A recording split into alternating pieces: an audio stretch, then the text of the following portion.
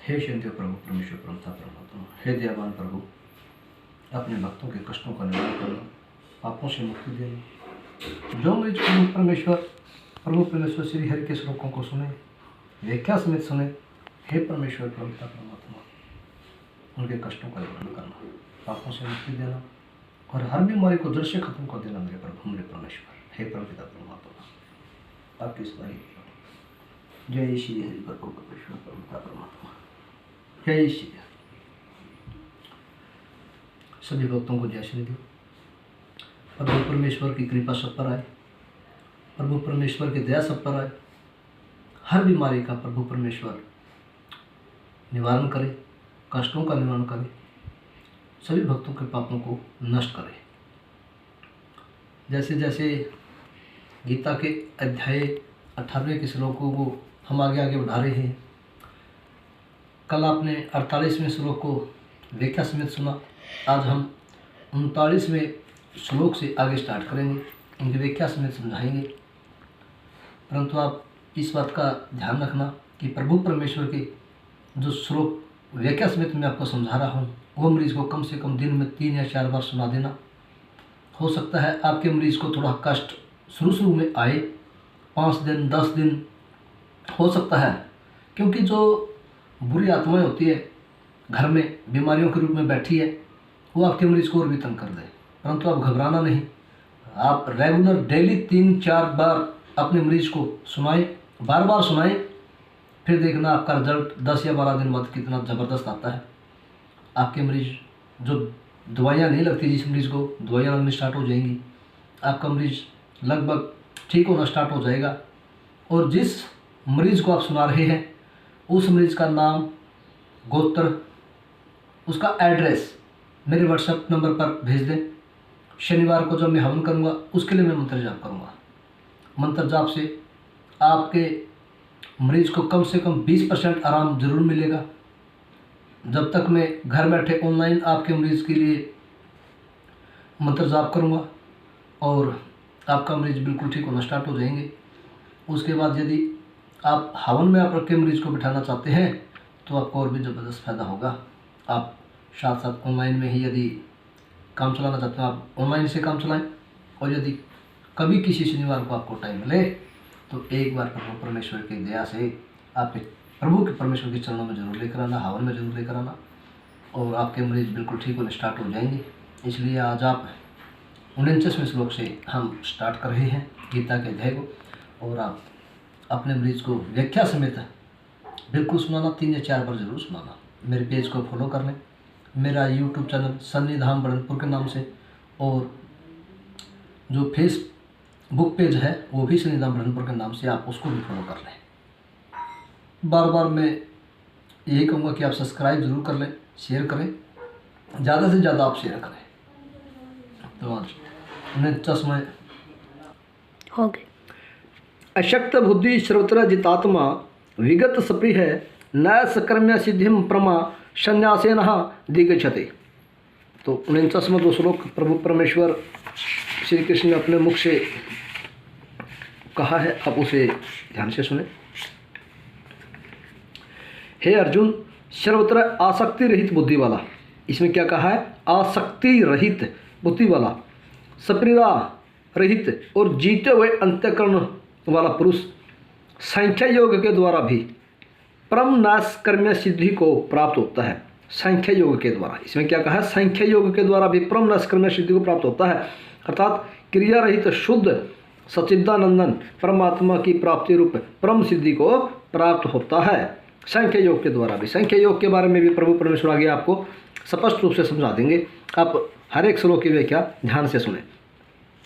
सिद्धि प्राप्तो तथा ब्रह्मा तथा प्रोक्ति निबोध में समासेन कुंते निष्ठा ज्ञान से या परा।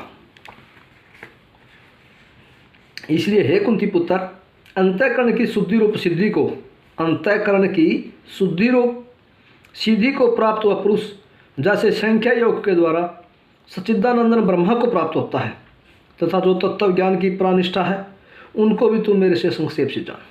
जो ब्रह्मा देखो सच्चिदानंद ब्रह्मा को प्राप्त होता है, और तत्व ज्ञान की प्रानिष्ठा है, जो तत्व ज्ञान की प्रानिष्ठा है उनको भी तुम मेरे से संक्षेप में जान। तो प्रभु परमेश्वर ने अब जो सिद्धि रूप है, शुद्धि रूप है, उसको भी आप, और जो संख्या योग है उसको भी आप संक्षेप में जानेंगे। बुद्धिया विशुद्धिया युक्त उद्धृत्या मानम निहम्य च शब्दादि विनिश्चयत्वा रागद्वेषो ही विदिश्य च।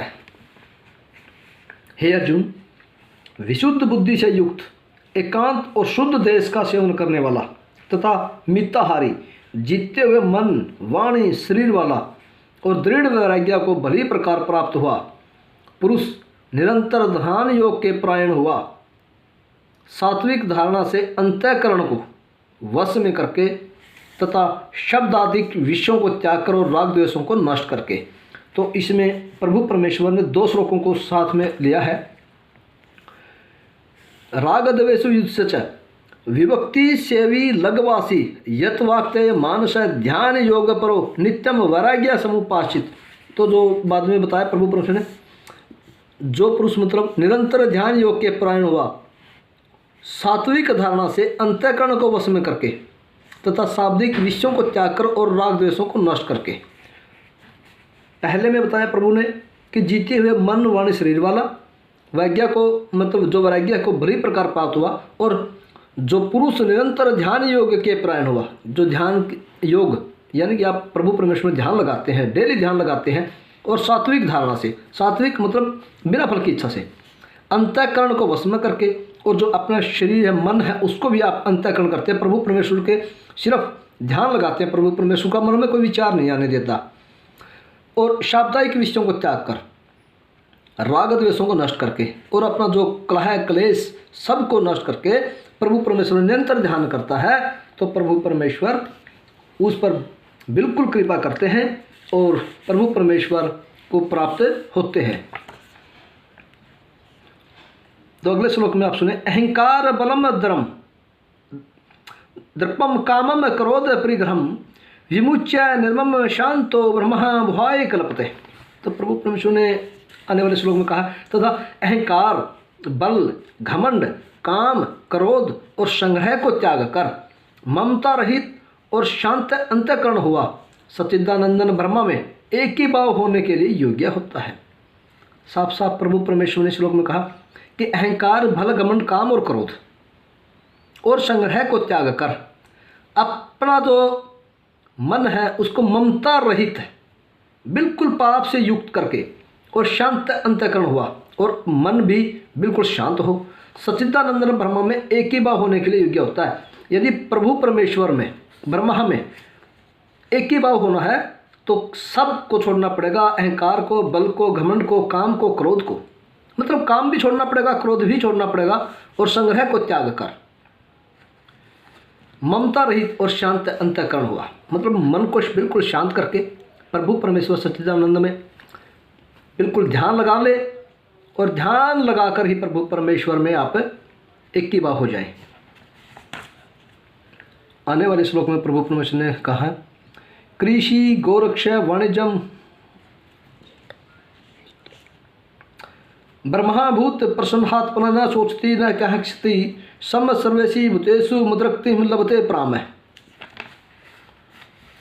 उस प्राभक्ति के आगे प्रभु परमेश्वर ने फिर बोला, फिर वही सच्चिदानंदन ब्रह्मा में एक ही भाव से स्थित हुआ प्रसन्न चित्त वाला पुरुष न तो किसी वस्तु के लिए शोक करता है और न किसी की आकांक्षा ही करता है।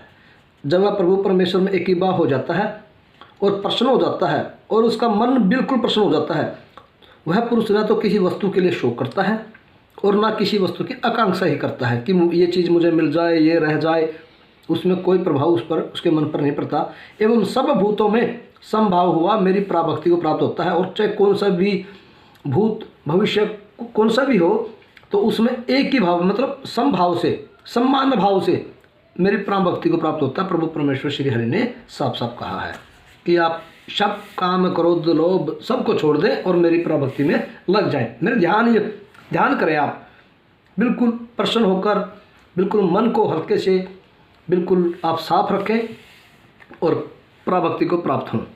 बोलो जय श्री हरि प्रभु परमेश्वर की। जैसे जैसे आप प्रभु परमेश्वर के श्लोकों की व्याख्या समेत सुनेंगे। आप अपने मरीजों को सुनाएंगे। हर घर में गीता का पाठ करें। आप हमारे द्वारा बताए गए भी श्लोकों की व्याख्या सुने और आप भी गीता के अध्याय जो प्रभु परमेश्वर ने गीता लिखी है, अपने श्लोकों को प्रभु परमेश्वर ने तो सिर्फ बोला था, लिखने वाले वो तो आपने पता ही है। रामायण किसने लिखी, गीता किसने लिखी, तो देखो प्रभु परमेश्वर की कितनी कृपा थी, जिसमें कहते थे त्रिलोकदर्शी, यानी कि दूर से भी देखने वाले प्रभु परमेश्वर की जो गीता सुन रहे थे। एक तरफ संजय थे, दूसरी तरफ महर्षि थे जिन्होंने गीता को लिखा। जिससे महाभारत ही स्टार्ट हुई थी, उसके ही अपने बच्चे थे, उसने ही आशीर्वाद दे दिया था जब धृतराष्ट्र और पांडव पैदा हुए थे। तो प्रभु परमेश्वर द्वारा जो लिखी गई गीता है और प्रभु परमेश्वर श्री द्वारा बोले गए श्लोक हैं, जो भी भक्त इनको सुनता है वो पराभक्ति को प्राप्त होता है। मेरे घर में भी बहुत ज़्यादा समस्याएं थी। जितने भी हम कमाते थे सब लग जाते थे बीमारियों में, कोई ना कोई बीमार हो जाता था। और ऐसा बीमार होता था कि हॉस्पिटल में 5-6 साल जितना भी हम कमाते थे सारा खर्चा एकदम से लग जाता था। परंतु जब से हम प्रभु परमेश्वर के पाठ करते हैं, मनु भैया की शरण में गए और उन्होंने जैसे ही प्रभु परमेश्वर शरणदेव की शरण में मुझे लेकर गए, तब से लेकर आज तक प्रभु परमेश्वर की कृपा है। जो बीमारियां यदि आती हैं तो वैसे ही चली जाती हैं, बहुत कम खर्चा लगता है, क्योंकि प्रभु परमेश्वर शरणदेव हमारे पास बैठे रहते हैं। क्योंकि जो भी भक्त ध्यान लगाता है तो प्रभु परमेश्वर उसके पास रहता है। आपको दिखाई तो नहीं देंगे, परंतु आपके मन में, आपके शरीर को जब आप ध्यान योग में बैठेंगे तो आपको महसूस होगा कि आपके पास कोई है। क्योंकि जहाँ पर यहाँ पर एक बिंदु बन जाएगा आपके इस माथे पर, आपको पता चल जाएगा कि आपके सामने कोई है। और आप जब तपस्या करेंगे आपको खुद महसूस होगा कि आपके सामने कोई बैठा है, परंतु आपको दिखाई नहीं देगा। क्योंकि पता नहीं इस कलयुग में प्रभु परमेश्वर आवाज़ लगा देते हैं, दिखाई नहीं देते।